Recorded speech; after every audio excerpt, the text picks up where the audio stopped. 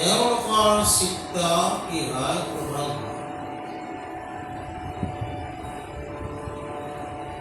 অশান্ত চিত্ত শান্তলৈ পৰ্যবসিত হয়।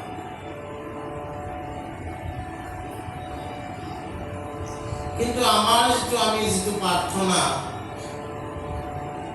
আমি যিটো শ্ৰৱণ কীৰ্তন, আমি যিটো হৰিৰ কথা শুনিছোঁ বা হৰিৰ কীৰ্তন আমি কৰিছোঁ, সেইটো শ্ৰদ্ধাপূৰ্বক হ'ব লাগে, বলপূৰ্বক হ'ব লাগে। মোৰ যদি আজি হৰি কথা শুনিবলৈ ইচ্ছা নাই, মই শুনিব নালাগে। মানুহক দেখুৱাবলৈ হৰি কথা শুনাৰ কোনো প্ৰয়োজন।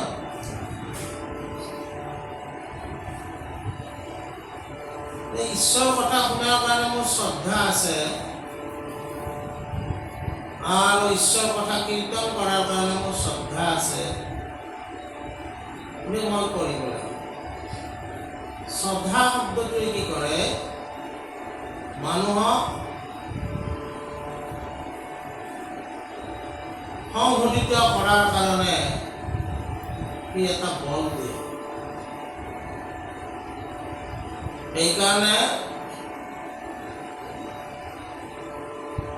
আমি কিছুমান লোকক শ্ৰদ্ধাৱান লোক বুলি কওঁ, কাৰণ তেওঁলোকৰ ওচৰলৈ গ'লে আমাৰ কি হয়? শ্ৰদ্ধা আমি কিয় কৰিব লাগে তাৰ যিটো অনুমান, সেই অনুমানটো আমি লাভ কৰোঁ।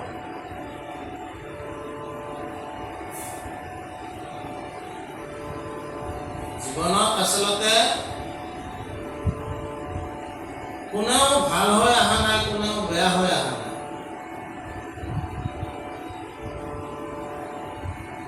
পৰিৱেশ, সামাজিক দিশ, এই সমস্তবিলাকে মানুহৰ ব্যক্তিত্বত প্ৰভাৱ পেলায়। আৰু তেতিয়াই আমি মানুহক কি কওঁ? কিছুমান মানুহক ভাল বুলি কওঁ, কিছুমান মানুহক বেয়া বুলি কওঁ।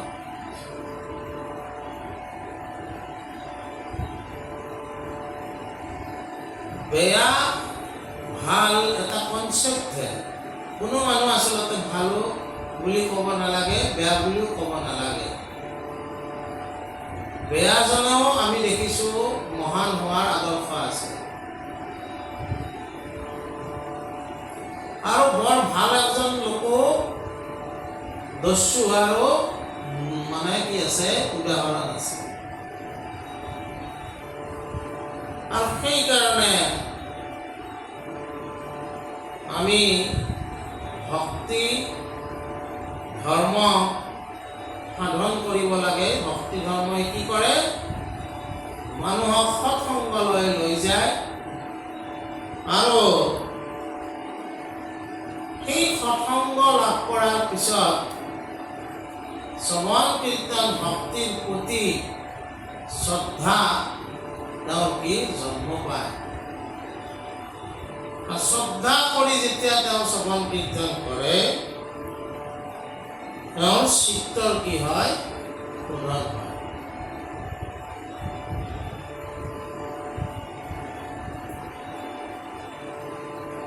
আৰু কৈছে কি বুলি?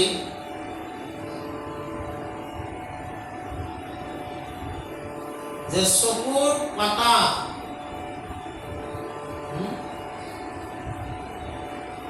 যিমানে আমি চকুটো মেলি যাওঁ, পতাখন মেল খায়। যিমানে আমি জপা দিম, চকুটো কি হ'ব? মুচি যাব। তেতিয়া আগৰ বস্তুটো আমি দেখা নাপাওঁ।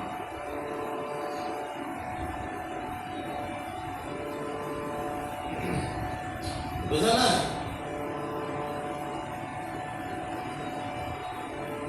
ভক্তি ধৰ্মই আমাক কি কৈছে? যে মন আৰু চক্ষু, যদিও আমাৰ এই জ্ঞান, এইটো জ্ঞানেন্দ্ৰিয় চক্ষু আছে, চাক্ষুষ দৃষ্টি দি আমি দেখিছোঁ, বাহ্যিক দৃষ্টি, কিন্তু অন্তৰ দৃষ্টি দি আমি কেনেকৈ দেখিম? মনে চাব লাগিব।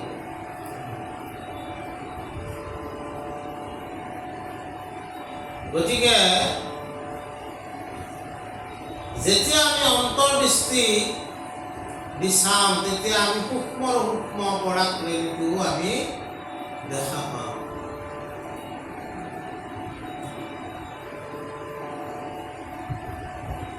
তাৰমানে ইয়াৰ অৰ্থটো এইটো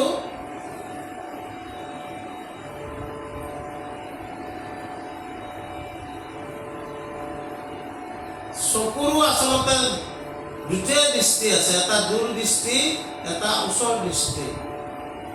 চকুৰ আমাৰ যেতিয়া চশমা লওঁ ডাক্তৰে নিৰ্ণয় কৰে, কি কৰে যে আচলতে দূৰত দেখা পায় না ওচৰত দেখা পায়। আমি কেতিয়াবা কিছুমান বস্তু ওচৰতটো দেখা নাপাওঁ, দূৰতটো দেখা পাওঁ।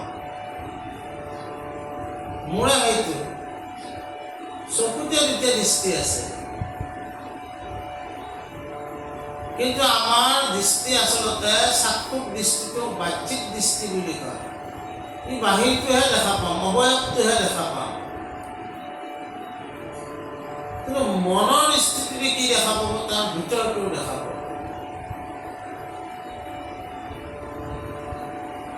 আৰু এইটোৱে কৈছে আমাক যে শ্ৰদ্ধাপূৰ্বকভাৱে যেতিয়া ভক্তি ধৰ্ম পালন কৰিব সেইজন লোকে দুইটা দৃষ্টিৰে অধিকাৰী হ'ব।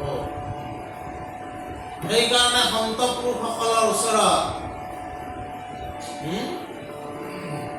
থিয় দিলে আমি নকওঁতে বহুত কথা তেওঁ কৈ পেলায়।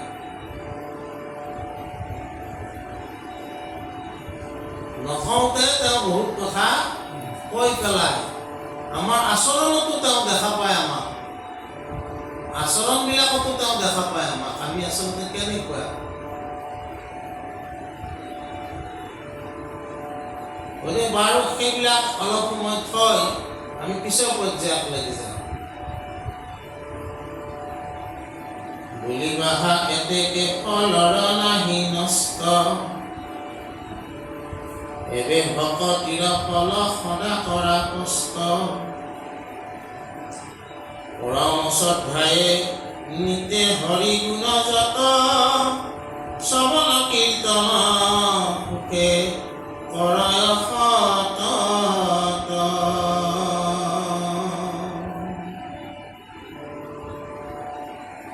অতি অল্পকালে আকি প্ৰভু ভগৱন্ত, ইয়াত সাক্ষাতে তাৰ প্ৰকাশ হোৱন্ত। এই হেতু আছে আন উপায় যতেক, তাত কৰি শ্ৰেষ্ঠ আক দেখিবা প্ৰত্যেক।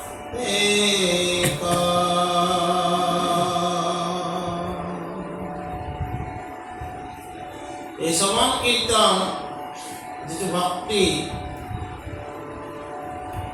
শ্ৰদ্ধাপূৰ্বকভাৱে কৰিলে কি হয়, অতি কম সময়ৰ ভিতৰতে তুমি প্ৰয়াস কৰিব নালাগে। হৰিৰ সেৱাত কিছু নাহিবে প্ৰয়াস, আপুনি লৈবন্ত হৰি হৃদয়ত বাস। কিন্তু কি লাগিব, তাতে শ্ৰদ্ধাটো জড়িত লাগে। সেইকাৰণে আমাৰ পিতৃ মাতৃৰ কাৰণে আমি যিটো কাৰ্য কৰোঁ, তেওঁলোক ঢুকোৱাৰ পিছত সেইটো কি বুলি কয়, প্ৰথমটো কাৰ্য শ্ৰাদ্ধ বুলি কয়, পিছৰবিলাকক শ্ৰাদ্ধ বুলি কয়। সেই কৰ্মটো কেনেকৈ কৰিব লাগে, শ্ৰদ্ধাপূৰ্বকভাৱে কৰিব লাগে। আৰু শ্ৰদ্ধাটো আমাৰ অহাৰ কাৰণে আমি আচলতে 10 দিন ব্ৰতত থাকিব লাগে। নিজে ব্ৰত পালন কৰোঁ, এই 10 দিন আমি কিয় ব্ৰত পালন কৰোঁ? ব্ৰত এইবিলাক বহিৰংগ সাধনা। ব্ৰতে কি কৰে, যিকোনো এটা কাৰ্য কৰাৰ কাৰণে তোৰ মন প্ৰাণ চিত্তক তৈয়াৰ কৰে।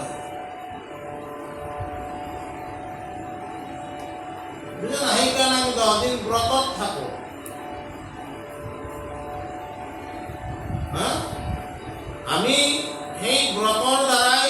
নিজকে সাজু কৰোঁ যাতে আমি 11 দিনত সেই শ্ৰাদ্ধটো আমি শ্ৰদ্ধাটো যাতে জনাব পাৰোঁ, এটা অনুশীলন কৰি থাকোঁ আমি এই 10 দিন। সেইকাৰণে পদ্ধতিবিলাকত আচলতে মূল কথাবিলাক তেনেকুৱা, কিন্তু আমাৰ কি হৈ যায়, মূলৰ পৰা আমি আঁতৰি যাওঁ। আমাৰ মানে কি হয়, আমি তাৰমানে কি কৰোঁ, ভোজ ভাত এইবিলাকত আমি মনোনিৱেশ কৰোঁতে এই শ্ৰদ্ধা যে কৰিব লাগে এইবিলাক কথাত আমাৰ কি হয়, যিটো মুখ্য কথা সেইটো গৌণ হৈ যায়, গৌণ কথাটো মুখ্য হৈ যায়।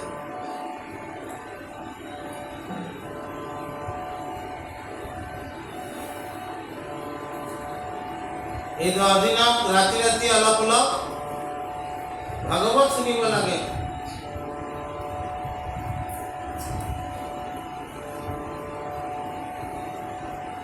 আমি বহুতে কি কৰোঁ, এজন মানুহক এটা পইচা ঠিক কৰোঁ, আপোনাক এই 10 দিন আমাৰ ঘৰত পুথি পঢ়ি দিব, আপোনাক ডেইলি আমি 500 টকাকে দিম। আৰু আমিও ধৰক ভকতসকলেও আমাকতো ইনকাম লাগে, গতিকে আমাৰো উপায় নাই, আমিও মানে তেনেকৈ যাওঁ, যাই মানে তেওঁলোকৰ কোনে পুথি পঢ়িছে এইবিলাক কথা নাই আৰু। কিন্তু আচলতে কৃষ্ণৰ কথা শুনা গৃহস্থ ঘৰৰ কি আছিল, সেইবিলাক শুনিলেহে তোমাৰ শ্ৰদ্ধাটো আহিব। তাৰে ভিতৰত কোনো কোনো লোকে এই কথাটো বুজি শুনেও, আৰু কোনো কোনো লোকে এইবিলাক কি কৰে, যেনেকৈ ভোজ এটা পাতিলে ৰিচিপশ্যনত ঠিকা দিয়ে, থালবিলাকক ঠিকা দিয়ে, পুথি পঢ়াটো ঠিকা দিয়ে, সেইটো নাছিলে আচলতে। এই শ্ৰদ্ধাপূৰ্বকভাৱে যদি আমি ঈশ্বৰৰ কথা শ্ৰৱণ কীৰ্তন কৰোঁ, খুব কম সময়তে আমাৰ ইয়াত ভগৱন্ত যদিও আমাক জাগৃত চৈতন্য কৰি ৰাখিছে, তাৰপিছত মানে কি হয়, ভগৱন্তই নিজে তোমাক চলোৱা হ'ব। যিটো প্ৰাৰ্থনা মাধৱদেৱে খুব সুন্দৰকৈ কৰিছে, ধৰ্মক জানো মই তথাপি পবিত্ৰী নাই, অধৰ্মটো নিবিত্ৰী নহয়, বিধিষ্ঠিত হোৱা তুমি যে নকৰবা স্বামী, ঋষিকেশ কৰিবোতে নয়।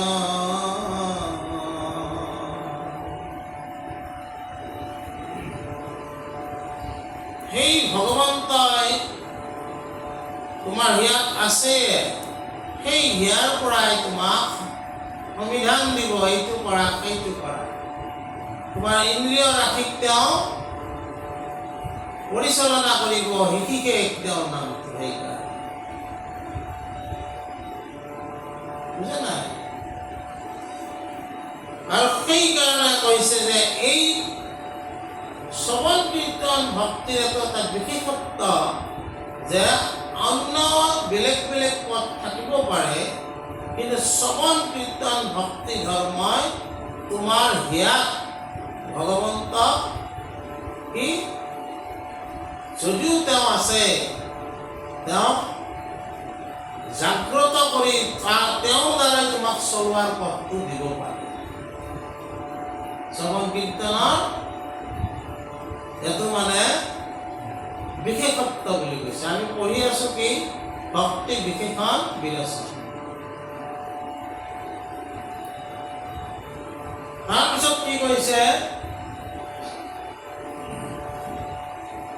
তাহাৰ চিত্তত আঁকি প্ৰৱেশী অনন্ত,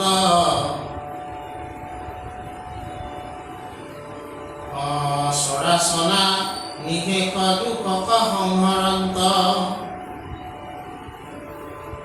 কহো এবে হৰি প্ৰকাশৰ যেন ফল শ্ৰৱণ কীৰ্তন কৰে যাহাৰা সকল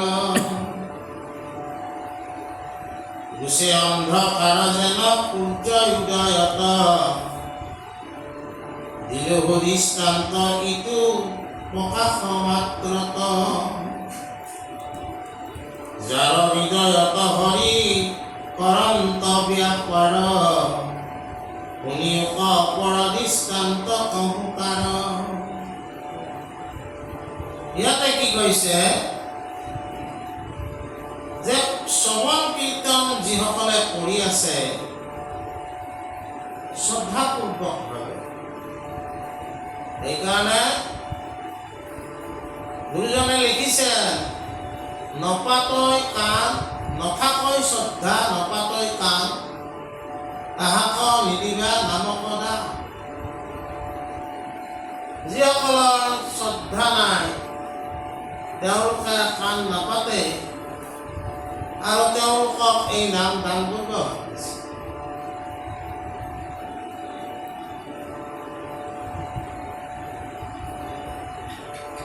পাত্ৰ অনুসাৰেহে দ্ৰব্য বস্তু থব লাগিব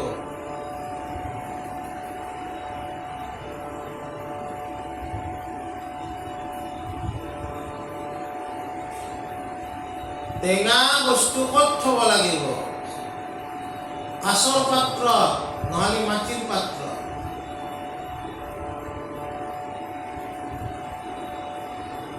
টেঙা বস্তু যদি আমি পিতলৰ বাচনত থওঁ ই বিষাক্ত হৈ যায় তামৰ পাত্ৰত যদি টেঙা বস্তু চাওঁ সি বিষাক্ত হৈ যাব বিক্ৰিয়া ঘটি ঠিক তেনেকৈ যিজনে শ্ৰদ্ধা নাই যিজনে কাণ পতা নাই ঈশ্বৰ কথা শ্ৰদ্ধা তেওঁ নাই তেওঁক যদি আমি ঈশ্বৰ কথা ক'ব যাওঁ তেওঁ বিক্ৰিয়াও হ'ব পাৰে আক্ৰমণো কৰিব পাৰে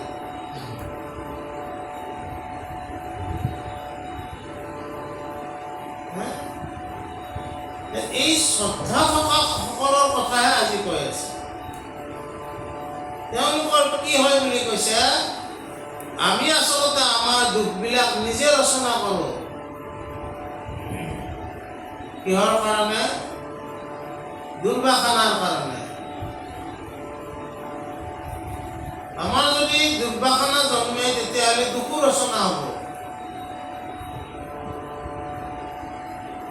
এই সমস্ত নিশেষ হৈ যায় বুলি কৈছে যাৰ শ্ৰদ্ধাপূৰ্বক মানে ভক্তি তেওঁ কৰে সেইকাৰণে তৈত্তৰীয় উপনিষদত কৈছে শ্ৰদ্ধেয় দেয়ম অশ্ৰদ্ধেয় অদেয়ম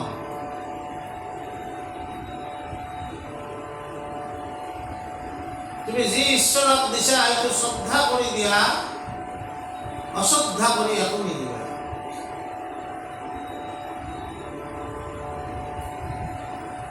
কাৰণ ঈশ্বৰে শ্ৰদ্ধাপূৰ্বক প্ৰেমপূৰ্বক যি দ্ৰব্যই দিয়ে সেই দ্ৰব্যই গ্ৰহণ কৰে কামুৰি কামুৰি দিয়া বগৰীকেইটাও ৰামে খাইছে নে নাই কিন্তু কামুৰি কিয় দিছে বগৰীকেইটা সেই প্ৰশ্নটো কি এই খবৰী বুঢ়ীটোৱে বগৰীটো কামুৰি কিয় ৰামক খাব দিছে জুঠা বগৰী আমাৰ মতেতো কি ঈশ্বৰক কামোৰা বস্তুটো কিয় দিবি কিন্তু তাৰ ভাৱনা কোনটো নিজে টেঙা পাই যদি সেইটো নেদে যোনটো মিঠা পাব সেইটোহে ঈশ্বৰক দিব সেইকাৰণেহে তেওঁ কামুৰি খাইছে টেঙা যদি লাগে সেইটো মই খাওঁ কিন্তু ঈশ্বৰক দিয়াকেইটা কিন্তু মই মিঠা দিম তাৰমানে যদিও তেওঁ কামুৰিছে কিন্তু তাৰ ভাৱনাটো কি আছে ভাৱনাটো সাংঘাতিক শ্ৰদ্ধা আছে আৰু ৰামে সেইটোৱে গ্ৰহণ কৰিছে এনেই যদিও বগৰীৰ কথা ঠিক তেনেকৈ তুমি যিখিনি ভক্তি ভগৱন্তক কৰিছা তাতো কিন্তু শ্ৰদ্ধা থাকিব লাগিব আৰু এই শ্ৰদ্ধা থকা সকলক কি কৈছে, ঈশ্বৰে তেওঁলোকৰ আমি যে নিজে ৰচনা কৰা যিবিলাক দুখ এইবিলাক নিশেষ কৰি সমস্ত হৰণ কৰি পেলায়। সমস্ত হৰণ কৰাৰ ক্ষমতা থকাৰ কাৰণে ঈশ্বৰৰ এটা নাম কি, হৰি। বুজা নাই? তাৰপিছত কৈছে যে যাৰ হৃদয়ত এই শ্ৰদ্ধা উপজে তেওঁৰ হৃদয়ত কি হয়, ঈশ্বৰৰ প্ৰতি কাৰ্যও সাধন হয়। ঈশ্বৰৰ অৰ্থে তেওঁৰ দ্বাৰাই ঐশ্বৰিক কাৰ্যও সাধন হয়। আমি চাবা, আমি কেতিয়াবা কি কৰোঁ, আমি আচলতে তিনিটা গুণৰ সমাহাৰত জীৱনটো চলি থাকে আমাৰ, সত্য, ৰজ, তম।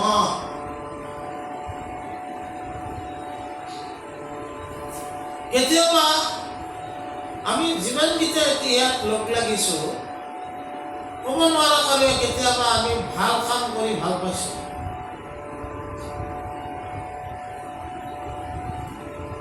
তাৰমানে সেই সময়খিনিত সত্য গুণটোৱে আমাৰ লগত ক্ৰিয়া কৰিছিল। সেইকাৰণে বাটৰ মানুহজনক মাতি আনি আমি ভাত খুৱাইছোঁ। আৰু কেতিয়াবা তমো গুণে ক্ৰিয়া কৰিছে, তেতিয়া ভিখাৰী এজনে ভাত খাব আহোঁতেও খেদি দিছোঁ, যা ইয়াৰ পৰা। আৰু কেতিয়াবা ৰজোগুণে ক্ৰিয়া কৰিছে, তেতিয়া কি মানুহবিলাকক ভাত চাত খুৱাইছোঁ, খুৱাই কিনে কৈ আছোঁ আঞ্জা কেনে পালি, আমুক আমুক ৰান্ধনি আনিছোঁ, অমুক তমুক কৰিছোঁ, তমুক তমুক কৰি ৰজোগুণে ক্ৰিয়া কৰি আছে। এই তিনিটা গুণৰ দ্বাৰা ক্ৰিয়ান্বিত হয় আমাৰ জীৱনবিধ চলি থাকে। কিন্তু যিসকলে শ্ৰদ্ধাপূৰ্বকভাৱে ভক্তি ধৰ্ম সাধন কৰে তেওঁলোকৰ ক্ষেত্ৰত সত্য গুণটো বেছিকে ক্ৰিয়া কৰে। আৰু সেইকাৰণে তেওঁলোকে কি কৰে, ঐশ্বৰিক কাৰ্যবিলাক কৰি ভাল পোৱা হয়। ঐশ্বৰিক কাৰ্য কোনবিলাক? ঈশ্বৰে আমাক কি কাৰ্য কৰিব দিছে? যি কাৰ্যৰ দ্বাৰাই জগতৰ মংগল হয়। সমস্ত ভূততে আছো মই হৰি, সবাকো মানিবা তুমি বিষ্ণু বুদ্ধি কৰি। জগতৰ মংগলৰ হকে যিসকলে অপুৰুষাৰ্থ কৰিছে তেওঁলোকে আচলতে ঈশ্বৰ সেৱাই কৰি আছে। বুজা নাই? তাৰপিছত কি কৈছে, পাইলে কমে ঘট যেন পচন্দ বতাসে, উৰুৱাই গৈ লবলে নাথাকে আকাশে। এই মতে ভকতৰ দুখ দামোদৰে, হৃদয়ত প্ৰৱেশী হৰন্ত নিৰন্তৰে। নিজ ভিত্ত বৰ্গত সুহৃদ ভগৱন্ত, মুখ্য আদি কৰি যত সুখ মিলাৱন্ত। যাৰ হৰি হৃদয়ত নহৈল প্ৰকাশ, নাহি কদাচিতে তাৰ দুখৰ বিনাশ।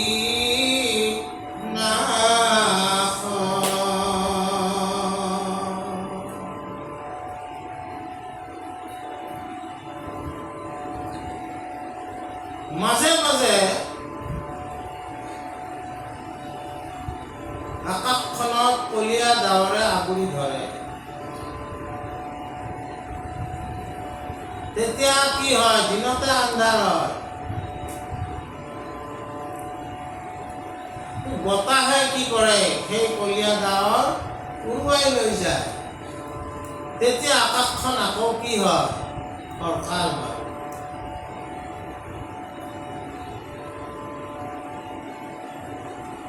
বুজা নাই? ঠিক তেনেকে আমিও ভক্তি কৰা দিনত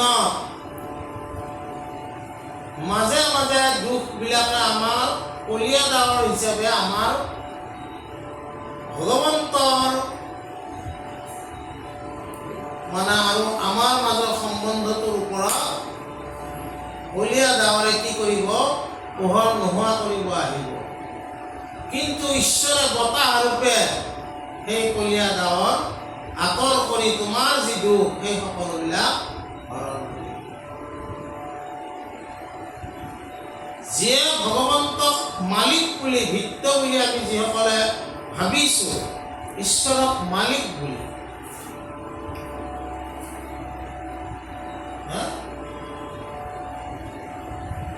মহাপুৰুষ শংকৰদেৱে কৃষ্ণৰ কিংকৰ, মহাপুৰুষ মাধৱ দাস ভগৱন্তৰ দাস, ভগৱন্তৰ কিংকৰ। যিসকলে ঈশ্বৰক মালিক বুলি ভাবিছে আৰু মালিক বুলি ভাবি মালিকৰ হৈ শ্ৰদ্ধাপূৰ্বকভাৱে সেৱা কৰিছে, তেওঁলোকক ঈশ্বৰে শহীদ বুলি জ্ঞান কৰি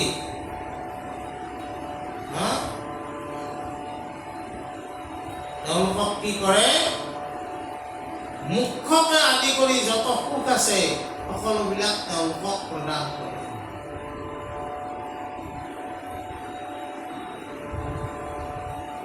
আৰু কি কৈছে? তেওঁলোকৰ হৃদয়ত ঈশ্বৰৰ প্ৰকাশ হয়। ঈশ্বৰৰ প্ৰকাশ হয় মানে পোহৰ আহিলে ক'ত অন্ধকাৰ থাকিব পাৰিব? অন্ধকাৰত কি কয়? অন্ধকাৰত কাৰ লগত তুলনা কৰা হয়? নিশাচৰ। নিশাচৰ কেতিয়া ওলায়? অন্ধকাৰতহে ওলায়, পোহৰততো নোলায়। শুন শুন ৰে শুন বৈৰী প্ৰমাণ, নিশাচৰ নাশ নিধান।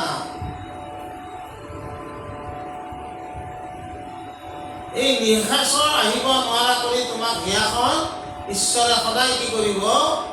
কৃষ্ণ সূৰ্য ভৈলন্ত উদিত, নাম ধৰ্ম কৰিলা বিদিত। তাৰপিছত কি কৈছে? হেৰা মুক মুনি বুলন্ত শুনিও নিপবৰা, দুখ এৰাই মুখ্য সুখ চাহে যিটো নৰ, কায় বাক্য মনে ভগৱন্ত কস্মৰূপ,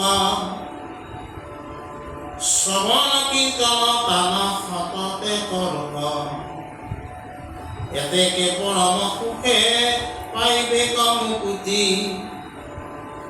আনমতে নাহি মুখ্য কহিল যুৱতী, কিন্তু পৰমাৰ্থ অৰ্থ শুনা কন্ন পাতি, মুখ্য অধিক ভকতিৰ সুখ আতি। এইবিলাক কথা ভাগৱতৰ কথা, ৰত্নাৱলীতটো ভাগৱতৰ কথাই আছে বেছিভাগ, নহয় নেকি? এতিয়া কথাটো হ'ল কি, এই ভাগৱতৰ কথাবিলাকে সুখে পৰীক্ষিত হৈ আছে। কি কৈছে সুখে?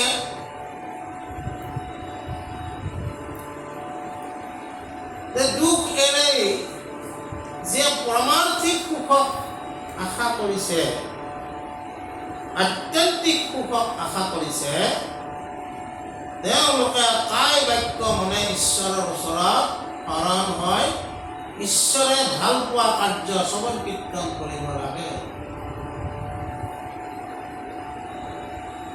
আৰু তেতিয়া তেওঁলোকে পৰম মুকুতি লাভ কৰিব।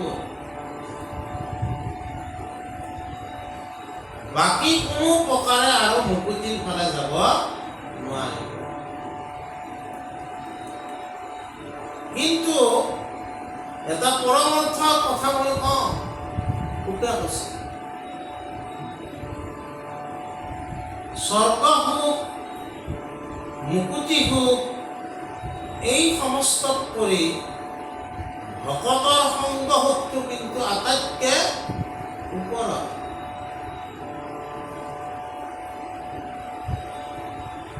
এই কথাটো কৈছে। গতিকে ঈশ্বৰৰ কথা আমি স্মৰণ কৰিব লাগে।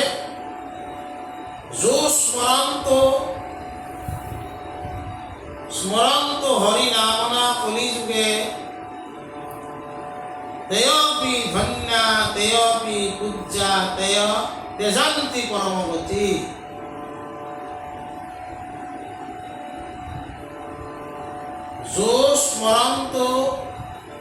স্মৰণটো হৰি নামনা কলিযুগে তেয়পি ধন্যা তেয়পি পূজ্যা তেজন্তি পৰমগতি।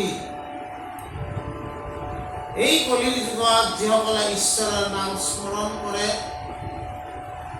সুমৰণ কৰে, তেওঁলোকে ধন্য হয়, তেওঁলোকে পূজ্য হয়, তেওঁলোকে পৰম গতি লাভ কৰে। গতিকে আজি আমি এইখিনিতে শেষ কৰিছোঁ। কৃষ্ণ কৃষ্ণ।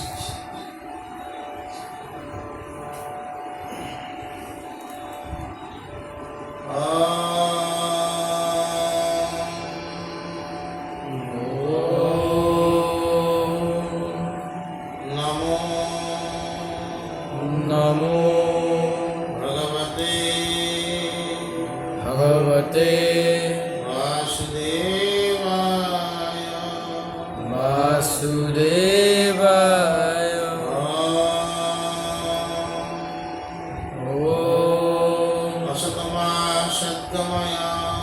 असतमा सद्गमय तमसमा ज्योतिर्गमय मृत्युर्मा अमृतं गमय।